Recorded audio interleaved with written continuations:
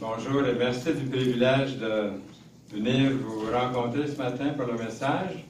Je me souviens quand j'ai moi-même été baptisé, j'avais 12 ans. La première fois, j'avais 0. J'ai été baptisé à ma naissance à l'âge de 0, comme la plupart des gens, en 1935, le 18 août. Bon, je sais que vous êtes en train de calculer, là. Et puis la deuxième fois, le 12 juin 1948, j'avais 12 ans. Donc, c'est un jour que je n'ai pas oublié. J'avais peut-être pas saisi, disons, tout à fait autant que maintenant je réalise l'engagement que c'est le baptême. Et on va voir ça dans un instant. Donc, le sujet ce matin, c'est le baptême d'eau. Puis, le baptême, selon la Bible, c'est le baptême d'eau qui veut dire l'immersion totale dans l'eau. Après avoir fait profession de foi. Quand j'ai été baptisé à l'âge de 12 ans, c'est parce que j'avais fait profession dans le Seigneur Jésus-Christ, comme on vient d'expliquer ici. Une église évangélique, c'est composé de personnes qui sont venues au Seigneur Jésus-Christ par la foi. Ils l'ont accepté, reconnu comme Sauveur et Seigneur de leur vie. Ils ont réalisé qu'il était le Sauveur, qu'il a porté leur péché à la croix. C'est pour ça qu'il est mort à la croix. Il a pris leur place. Et ils l'ont reçu comme Sauveur et Seigneur de leur vie. Le baptême d'eau est donc en réponse. Le baptême par immersion est en réponse après avoir reçu l'assurance du salut éternel en Jésus-Christ. C'est une première étape très importante dans la vie du chrétien ou de la chrétienne. Parce que c'est une action d'amour, d'obéissance. Je dirais la première grande action d'amour et d'obéissance au Seigneur. Dans Matthieu 3, les versets 13 à 17, nous voyons le Seigneur Jésus lui-même. Maintenant, il n'y avait pas besoin d'être baptisé, on pourrait dire. Mais lui-même, il le dit pourquoi, dans un instant, on va voir. Lui-même, il vient à son cousin Jean-Baptiste pour être baptisé dans l'eau, par immersion. Regardons ces versets-là, le contexte, dans Matthieu 3, 13 à 14. Jésus vint de la Galilée au Jourdain, une rivière. Il arriva auprès de Jean pour être baptisé par lui. Jean s'y opposait et lui disait, « C'est moi qui devrais être baptisé, pas toi. Et c'est toi qui viens à moi. » Mais Jésus lui répondit, « Accepte. Qu'il en soit ainsi pour le moment. Car voilà comment nous devons, et ça je l'ai souligné ici dans ma Bible, voilà comment nous devons accomplir tout ce que Dieu demande. Dieu demande le baptême par l'immersion une fois qu'on a placé notre foi en lui. Avez-vous placé votre foi en Jésus-Christ? Avez-vous été baptisé par l'immersion? Dès que Jésus fut baptisé, il sortit de l'eau. Voyez-vous, ce n'est pas quelques petites gouttes d'eau qu'on lui a mis sur le front. Il est sorti de l'eau, du Jourdain. C'est un baptême dans l'eau, par immersion. Il sortit de l'eau. Au même moment, le ciel s'ouvrit pour lui. Il vit l'Esprit de Dieu descendre comme une colombe et venir sur lui. Matthieu 3, 16. Et une voix venant du ciel déclara, « Celui-ci est mon Fils bien-aimé. Je mets en lui toute ma joie. » Jésus a ensuite établi le baptême comme une ordonnance. Il y a 2 ordonnances dans l'Église, le baptême et le pain et le vin, le repas du Seigneur. Alors le Seigneur établit ici l'ordonnance qui est pour l'Église, qui est pour son Église, appelant chaque croyant à suivre selon ce modèle, selon ce commandement. cette ordonnance du Seigneur. Jésus dit, allez donc auprès des gens de toutes les nations et faites d'eux mes disciples. Baptisez-les au nom du Père, du Fils et du Saint-Esprit. Et enseignez-leur à pratiquer tout ce que je vous ai commandé. Et sachez-le, je vais être avec vous tous les jours, jusqu'à la fin du monde. Pour beaucoup de chrétiens dans le monde aujourd'hui, imaginez-vous là, il y a plusieurs pays dans le monde aujourd'hui où les chrétiens sont persécutés et il y a des lois dans certains pays qui exigent un immense courage. Vous voyez tout ce qui est en rouge là, c'est des pays où un chrétien ne peut pas vivre. C'est une grande partie du monde, ça. Les autres couleurs, un peu plus pâles, ils ont une certaine liberté, mais même là, beaucoup de persécutions. Et puis dans d'autres pays, ils sont persécutés aussi, ils ne sont pas marqués sur les cartes ici. Mais voyez-vous, dans certains pays, il serait impossible pour vous même de vous déclarer croyant. Vous seriez mis à mort pour ça. Mais ici, ce matin, en toute liberté, avec les toiles levées, les gens peuvent passer dans la rue, ils peuvent entrer s'ils veulent. En toute liberté, ils peuvent venir confesser que Jésus est leur Sauveur et Seigneur, et en plus le dire en se faisant baptiser par immersion. Je le dis, c'est presque normal, parce que c'est le travail de l'ennemi de Dieu d'essayer de décourager ceux qui veulent le suivre. Dans plusieurs pays musulmans aujourd'hui, se faire baptiser peut signifier votre arrêt de mort. Puis on a les endroits où est-ce que c'est réel, c'est un fait. J'ai sorti cette carte qui est récente. Ici, en toute liberté, grâce au Seigneur, nous pouvons nous faire baptiser dans l'eau, comme le Seigneur a été baptisé. Vous savez, j'ai un jonc. Ça veut dire quoi? Je suis marié. Hein? C'est un jonc. Le jonc, c'est une bague de mariage. C'est un signe extérieur qu'une personne est mariée.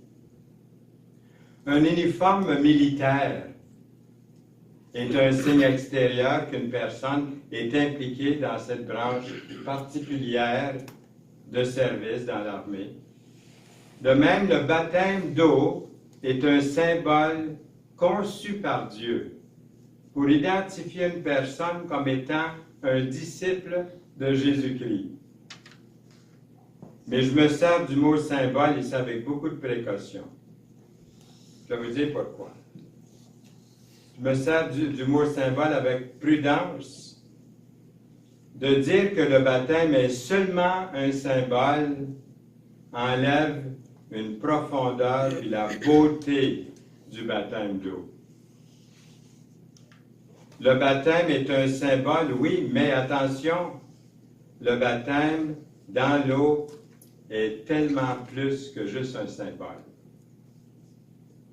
Le jour où nous recevons l'assurance de notre salut en Jésus-Christ, à ce moment-là, nous sommes spirituellement baptisés dans le Christ Jésus.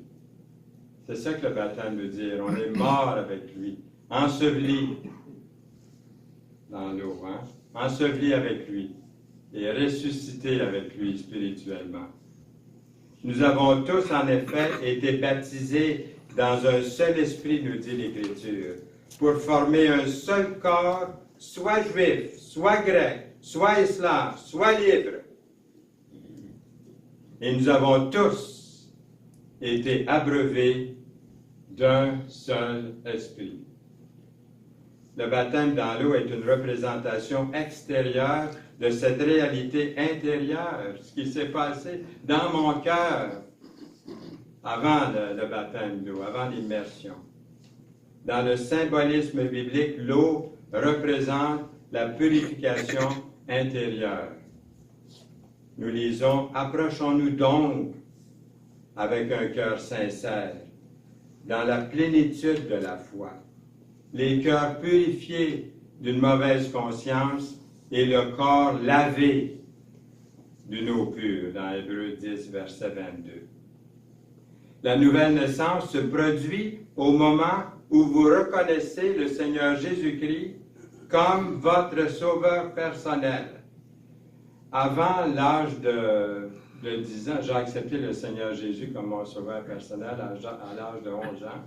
J'ai été baptisé par l'immersion 1 an plus tard.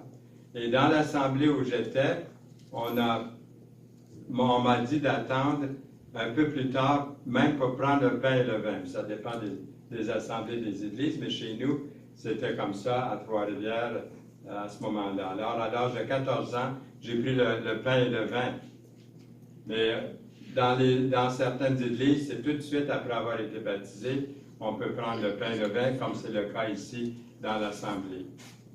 Mais voyez-vous, la nouvelle naissance s'était produite où j'ai reconnu Jésus-Christ comme mon sauveur personnel. Et là, Jésus répond à Nicodème, qui était venu le voir de nuit, sur cette question-là. Vous allez voir dans Jean 3,5. En vérité, je te le dis, si un homme ne naît d'eau et d'esprit, il ne peut entrer dans le royaume de Dieu. Ce qui est né de la chair est chair, dit Jésus à Nicodème. Ce qui est né de l'esprit est esprit. Ne t'étonne pas que je t'ai dit, il faut que vous naissiez de nouveau. Il faut. Est-ce que vous êtes né de nouveau? Est-ce que vous pouvez répondre, je suis né de nouveau? C'est ce que le Seigneur ici a demandé à Nicodème. Il faut que vous soyez né de nouveau. En réalité, le baptême d'eau est comme un enterrement. Il est un acte de foi dans lequel nous témoignons à la fois à Dieu et aux témoins au monde qui sont là. La personne que nous étions avant est morte et enterrée. Et en sortant de l'eau, nous témoignons devant tous que nous sommes une nouvelle personne. Il est écrit, nous avons donc été ensevelis avec lui, par le baptême en sa mort, afin que, comme Christ est ressuscité des morts par la gloire du Père, de même nous aussi, nous marchions en nouveauté de vie. Romains 6, 4. Se faire baptiser est un commandement de Dieu. Ce n'est pas une option, c'est une action que Dieu exige de chaque croyant. En fait, parmi les dernières paroles de Jésus, quand Jésus était sur la terre, écoutez bien les paroles qu'il a prononcées. Il a dit, « Celui qui croira et qui sera baptisé sera sauvé. Mais celui qui ne croira pas sera condamné. » L'appel de Jésus de croire en lui comprend un appel à être baptisé. C'est sérieux. Le baptême suit immédiatement le salut d'une personne. Pierre leur dit, repentez-vous et que chacun de vous soit baptisé au nom de Jésus-Christ, à cause du pardon de vos péchés. Et vous recevrez le don du Saint-Esprit. Vous avez été pardonnés, faites-vous baptiser. C'est ce que l'apôtre dit en 2 mots. Nous lisons encore dans le verset 41 de Acte 2, « Ceux qui acceptèrent sa parole furent baptisés. » Ceux et celles qui se sont fait baptiser ont tous répondu à Jésus dans une foi sincère. Ils n'ont pas vu leur foi comme étant complète jusqu'au moment où ils ont obéi au Seigneur dans les eaux du baptême. Les chrétiens qui ne suivent pas Jésus dans le baptême d'eau, il y en a qui ne se font pas baptiser ils ne voient pas ça comme quelque chose, peut-être qu'ils n'ont pas encore réalisé l'importance du baptême, mais souvent, ces personnes qui ont suivi Jésus, ont accepté le Seigneur, mais n'ont pas été baptisées du baptême d'eau, nous avons trouvé qu'il y a un taux beaucoup plus élevé parmi ces personnes-là de récidive que ceux qui ont été baptisés. Le fait de s'être engagé pour le Seigneur, c'est quelque chose qui va durer, qu'on s'appelle. C'est un geste, une action qu'on a posée qui est très, très importante. Après tout, si notre marche avec Dieu, si votre marche avec Dieu n'a pas commencé par l'acte le plus fondamental de l'obéissance, il sera plus difficile de marcher fidèlement dans d'autres domaines de votre vie chrétienne. Le baptême est une manière très spéciale de Dieu pour nous communiquer son amour. Lorsque nous recevons la grâce salvatrice de Dieu, ce n'est pas un hasard s'il nous appelle à nous identifier par la suite avec lui de cette manière-là, dans les jours du baptême, comme lui-même nous a donné un modèle pour qu'on le fasse, pour qu'on le suive. Le baptême d'eau est un rappel très, très puissant de la grâce merveilleuse de Dieu envers nous. La personne que nous étions avant est morte à jamais. Et nous sommes élevés avec Jésus par la foi comme une nouvelle création, une nouvelle créature. Nous lisons, « Celui qui est uni au Christ est une nouvelle créature. Ce qui est ancien a disparu. Voici ce qui est nouveau est déjà là. » 2 Corinthiens 5, 17, dans la Bible du Sommeur. Comme vous pouvez le voir, vous n'avez absolument rien à perdre, mais tout à gagner en suivant Jésus dans les eaux du baptême. En fin de compte, tout cela remonte à la déclaration de Jésus dans Jean 14, 15. « Si vous m'aimez, dit Jésus, si vous m'aimez, gardez mes commandements, gardez mon ordonnance que j'ai établie, le baptême qui suit votre foi en Jésus-Christ. » Le baptême est un acte simple, mais très profond, de l'obéissance à Dieu que vous porterez avec vous tout le reste de votre vie. Vous voyez, plusieurs années après, je me souviens du jour de mon baptême par immersion. Le premier baptême que j'ai eu, au fond, ne comptait pas, puisque ce sont les gens qui ont cru, qui ont été baptisés. Comme enfant, je ne peux pas demander à mes parents de répondre, même pour moi. Et c'est ce qu'on explique souvent pour expliquer le baptême des bébés. Mais dans l'Écriture, on voit que celui qui est baptisé, il a cru. De croire en Jésus comme Sauveur et Seigneur précède le baptême. Voyez-vous? C'est comme ça que l'Écriture l'enseigne.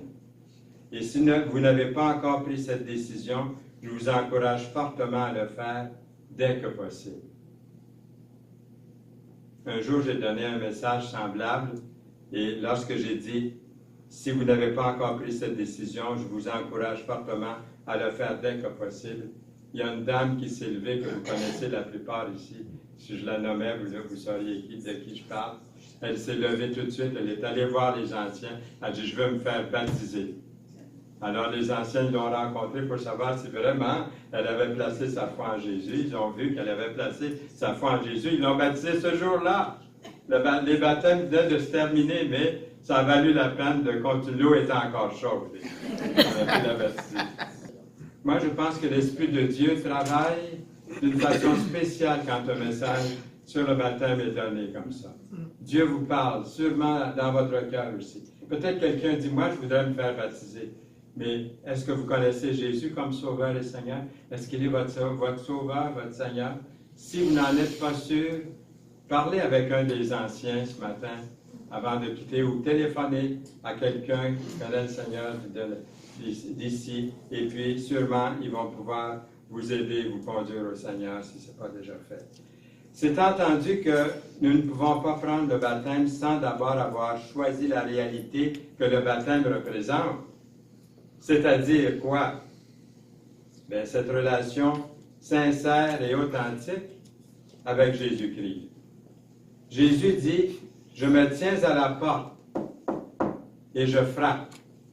Si quelqu'un entend ma voix et ouvre la porte, la porte de son cœur, ouvre la porte, j'entrerai chez lui, je souperai avec lui et lui avec moi. » Ce qui veut dire vraiment une relation d'amitié, d'amour, d'affection avec lui, dans Apocalypse 3:20. Sans Jésus-Christ, dans votre vie, le baptême aurait été tout simplement d'entrer dans l'eau. Mais la réalité du baptême, nous l'avons vu maintenant, ce matin, dans ces quelques mots. Si vous n'avez pas encore donné votre cœur à Jésus-Christ, pourquoi ne pas le faire dès cet instant? Attendez pas ce soir dans votre chambre pour le faire. Vous pouvez le faire ici même ce matin. Et dire, Seigneur, je t'invite, je réalise que sans toi, je ne peux pas être sauvé sans Jésus-Christ. Tu as donné ta vie pour ça et je t'accepte comme Sauveur et Seigneur. Et je veux me faire baptiser tel que tu le demandes. Au nom précieux de Jésus. Amen. Amen.